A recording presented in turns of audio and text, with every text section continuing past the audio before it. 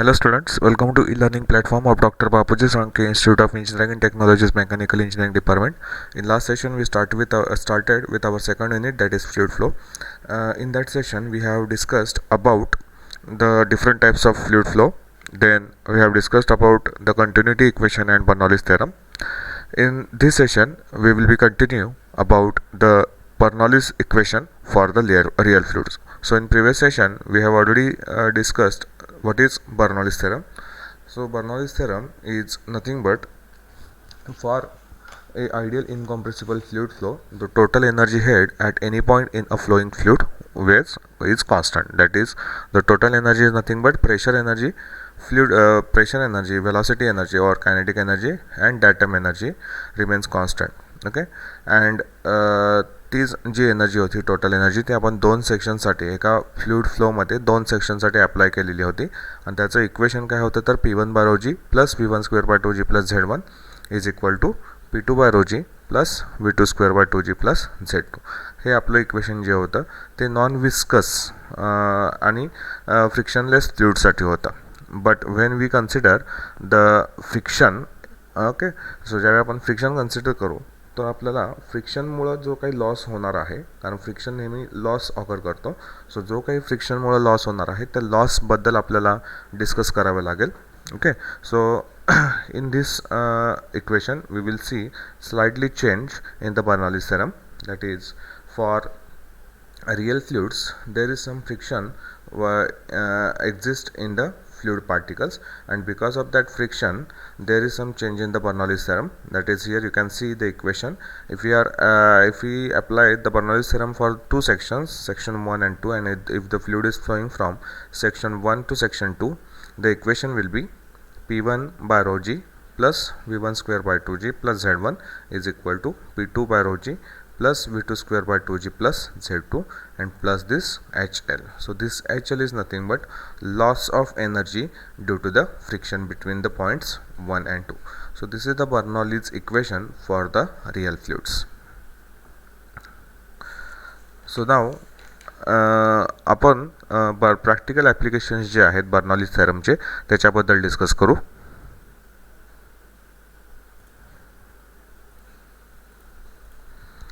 So practical applications of Bernoulli's theorem is nothing but the use of this equation in the different equipment or devices like venturimeter, orifice meter and pitot tube.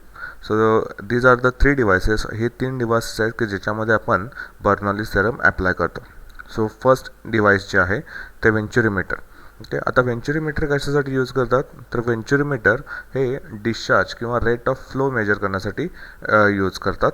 Similarly orifice मीटरसुद्धा rate of flow किंवा discharge measure करण्यासाठी use करतात. आणि pitot tube जे आहे हे सुद्धा velocity measure करण्यासाठी यूज करतात. ओके, सो या तीन ॲप्लिकेशन्समध्ये बर्नॉलीज थेरम कसा यूज करतो हे आपण बघू. आता फर्स्ट आहे venturimeter. So as we have discussed, a venturimeter is a device used for measuring the rate of flow of a fluid flowing through a pipe. Okay, so generally it consists of three parts. So in figure you can see the venturimeter. या venturimeter मध्ये venturimeterचे तीन parts आहेत. हा first part आहे इथपर्यंत. Okay, हा जो आहे हा फर्स्ट पार्ट आहे. ह्याला आपण म्हणतो शॉर्ट कॉन्व्हर्जिंग पार्ट किंवा कॉन्व्हर्जंट झोन. इथपर्यंतचा जो पोर्शन आहे हा लेफ्ट साईडचा, ह्याला आपण कॉन्व्हर्जंट झोन म्हणतो. मध्ये जो हा पार्ट दिसतो कॉन्स्टंट डायमीटरचा ह्याला आपण म्हणतो थ्रोट, आणि लास्टचा हा जो काही पार्ट आहे ह्याला आपण म्हणतो डायव्हर्जंट झोन किंवा diverging part. Okay, so the principle of venturimeter is based on the Bernoulli's theorem. Okay, so here let's see the terminology for the venturimeter. So first is D1. So what is D1? This is the D1. So diameter at inlet or section 1. Similarly P1 is intensity of pressure at section 1, and this small v1 is nothing but velocity of fluid at section 1. So A is the area at section 1. It will be pi by 4 d1 square, because the cross section will be circular and the area of circle will be pi by 4 d square. Here the diameter is nothing but d1, so area काय होईल pi by 4 d1 square. ठीक आहे. Similarly D2 P2, V2 आणि A2. Okay, so ह्या ज्या values आहेत ह्या कशासाठी घेतलेल्या आहेत तर सेक्शन 2चा diameter D2 is nothing but diameter of the section 2, P2 intensity of pressure at section 2, V2 velocity of fluid at section 2, and A2 is nothing but area at section 2, and the area will be pi by 4 d2 square. Okay, आता या केसमध्ये जर तुम्ही observe केला तर इथं हे व्हेंचुरोमीटर जे आहेत, आता ही टर्मिनॉलॉजी झाली. आता ह्याच्यासाठी डिस्चार्जसाठी डेरिवेशन दिलेलं आहे.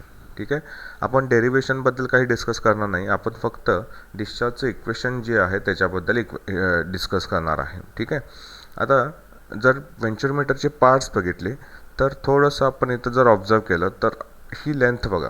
ओके, म्हणजे ह्या पॉईंटपासून या पॉईंटपासूनची जे लेंथ आहे ह्याला आपण म्हणतो कॉन्व्हर्जंट लेंथ. ओके, त्यानंतर ही आहे थ्रोट लेंथ आणि ही आहे डायव्हर्जंट लेंथ. ठीक आहे, आता ज्यावेळी आपण व्हेंचुरोमीटरचं कन्स्ट्रक्शन बघितलं तर कॉन्व्हर्जंट जो अँगल आहे, म्हणजे जर इथं मी हा अँगल कन्सिडर केला तर तो अँगल किती असतो तर 15 ते 20 डिग्री हा इतका अँगल ठेवलेला असतो. आता हा अँगल का असतो, हा इथला अँगल जो असतो तो 15 ते 20 डिग्री असतो आणि डायव्हर्जंट झोनसाठी जो अँगल असतो तो किती असतो 5 to 7 डिग्री असतो. ओके, आता असं कशासाठी करतात to ensure the minimum loss of energy. जर अँगल सपोज की कॉन्व्हर्जनचा अँगल 15 डिग्रीपेक्षा जास्त ठेवला किंवा 20 डिग्रीपेक्षा जास्त ठेवला तर काय होईल की हा पार्ट जो आहे हा थोडासा व्हर्टिकल व्हायचा प्रयत्न करेल जेणेकरून एनर्जी लॉसेस एडीज फॉर्म होतील आणि एनर्जी लॉस होईल. सिमिलरली 5 ते 7 डिग्रीपेक्षा जरी अँगल कमी असेल किंवा 7 डिग्रीपेक्षा जरी जास्त असेल तर सरफेस एरिया वाढल्यामुळं काय होईल फ्रिक्शन वाढेल आणि फ्रिक्शन वाढल्यामुळं सुद्धा काय होईल लॉस होईल. So to acquire the minimum energy losses हे अँगल किती ठेवले जातात कॉन्व्हर्जनसाठी 15 ते 20 डिग्री आणि डायव्हर्जनसाठी 5 ते 7 डिग्री. ठीक आहे, आता what is the equation of discharge for the venturimeter? So the actual discharge is calculated by using the actually equation of discharge is Q is equal to A1 A2 upon under root of A1 square minus A2 square multiplied by 2GH under root of 2GH. आता या इक्वेशनवरून आपण theoretical discharge calculate करतो. म्हणजेच काय इथं कुठंही आपण loss of head due to the friction हा कन्सिडर करत नाही. ओके, हा जो डिस्चार्ज आहे Q is equal to A1 A2 upon under root of A1 square minus A2 square multiply by under root of 2GH. Okay, ज्यावेळी आपण actual discharge calculate करतो तो काय असतो तर थेरॉटिकल डिस्चार्जपेक्षा ॲक्च्युअल डिस्चार्ज हा कमी असतो. का कमी असतो, कारण जर आपण लॉस ऑफ हेड कन्सिडर केला HL तर त्याच्यामुळे जो काही फ्रिक्शन लॉस होईल तो कमी थोडासा त्याच्यामध्ये फ्लुइड एनर्जी वेस्ट होईल. ओके, त्यामुळं ॲक्च्युअल डिस्चार्ज हा नेहमी थेरॉटिकल डिस्चार्जपेक्षा कमी असतो. So what is the discharge equation for actual discharge? So Q actual is equal to CD. So this CD is nothing but coefficient of venturimeter or coefficient of discharge. Okay, and multiply by A1 upon under root of A1 minus A2 square multiply by 2GH. So जे काही theoretical dischargeचं equation होतं त्यालाच फक्त या CD ने multiply केलेलं आहे की जेणेकरून तुम्हाला ॲक्च्युअल डिस्चार्ज मिळेल. सो तुम्हाला फक्त इक्वेशन लक्षात ठेवण्यासाठी कोणता फॉर्म्युला किंवा डिस्चार्जचं इक्वेशन कोणतं लागेल फक्त Q ॲक्च्युअल किंवा Q थेरॉटिकल. सो ज्यावेळी तुम्हाला CD मेन्शन केलेलं असेल तुम्ही हे इक्वेशन यूज करा, ज्यावेळी CD मेन्शन केलेलं नसेल त्यावेळी तुम्ही थेरॉटिकल डिस्चार्ज यूज करू शकता. ठीक आहे, आता इथं ही एक केस आहे की value of H given by differential U tube manometer. म्हणजेच या फॉर्म्युल्यामध्ये किंवा इक्वेशनमध्ये जी H आहे हा H कसा कॅल्क्युलेट केला जातो तर त्याच्यासाठी दोन कंडिशन्स आहेत. तर पहिली कंडिशन काय आहे, let the differential manometer, so manometer contains a liquid which is heavier than the liquid flowing through the main pipe.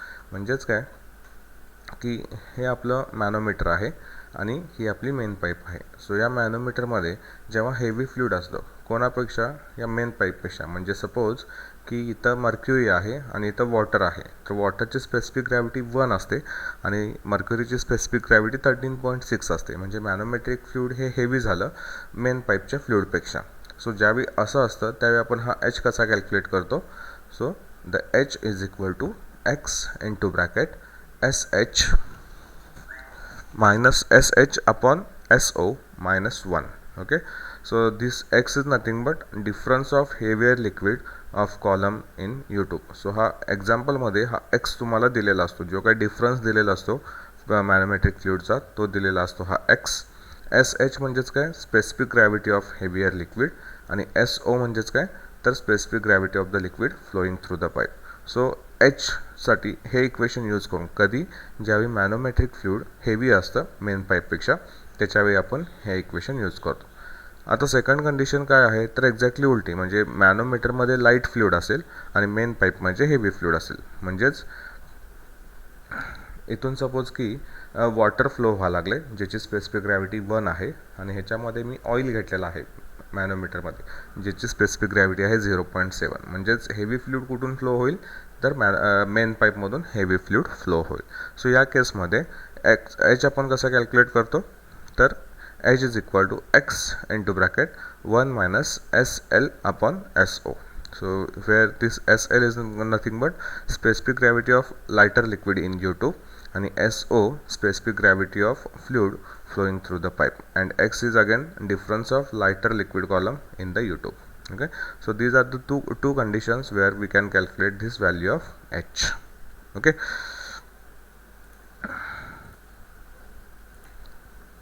So first वेंचुरीमीटरमध्ये आपल्याला टोटल 3 इक्वेशन्स लागली.